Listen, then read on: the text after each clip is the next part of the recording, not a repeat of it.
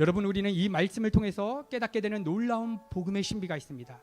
그것은 우리의 삶에 주어지는 모든 인생 문제들뿐만 아니라 이 땅에서 사건화되어서 발생되어지는 여러 가지 일들, 심지어 참새 한 마리가 땅에 떨어지는 것도 하나님의 신적인 작정과 계획과 뜻이 있기 때문에 주어진다는 것입니다.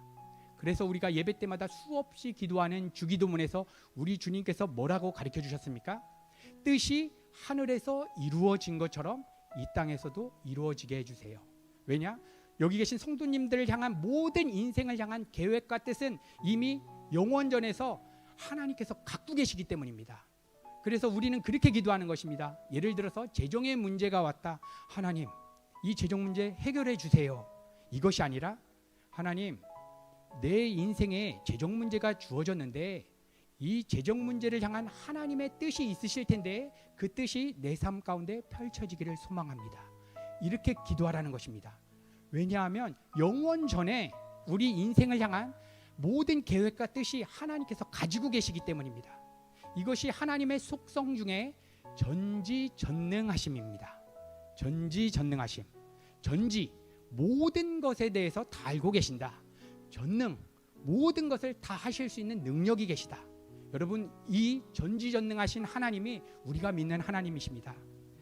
그래서 초대교회 성도들에게 주어지고 있는 엄청난 핍박과 환난뿐만 아니라 지금 21세기를 살아가는 우리의 삶에 주어지는 여러 가지 인생 문제의 답은 우리의 삶의 환경을 변화시키는 것에서 답이 있는 것이 아니라 하나님의 계획과 하나님의 뜻에 우리 모든 인생에 대한 답이 있다는 것입니다.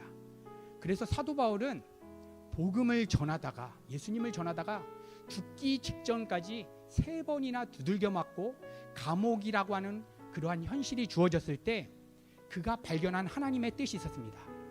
열심히 기도하고 다른 사람에게 기도 부탁해서 감옥에서 빨리 나가야 되겠다, 이런 환경의 변화에서 하나님의 뜻을 발견한 것이 아니라 그가 발견한 하나님의 뜻은 감옥 안에서도 하나님께서 부어주시는 그 평강을 누리면서 감옥 안에서 항상 기뻐하고 쉬지 말고 기도하고 범사에 감사하는 것이 그리스도 예수 안에 있는 나를 향한, 너희를 향한 하나님의 뜻이라는 것을 믿음의 눈으로 보게 된 것입니다. 그래서 감옥이라고 하는 비참한 현실 속에서 하나님을 향한 감사와 찬양이 사도 바울의 내면 깊은 곳에서부터 터져나기 시작한 것입니다.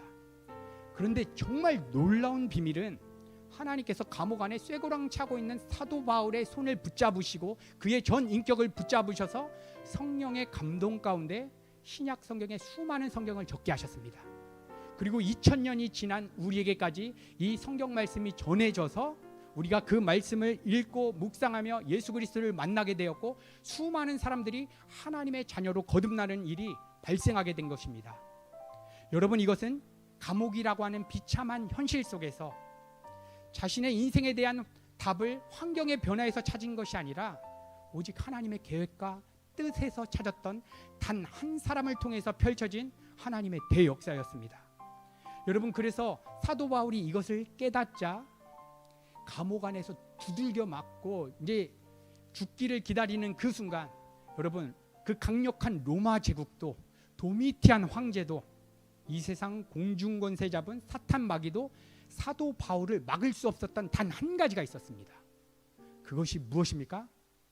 감옥 안에서도 이 상황을 허락하신 하나님의 주권을 인정하고 하나님을 향한 감사와 찬양, 그 어떤 누구도 막을 수가 없었던 것입니다. 여러분, 그래서 우리의 인생 문제는 더 이상 문제가 아닌 것입니다.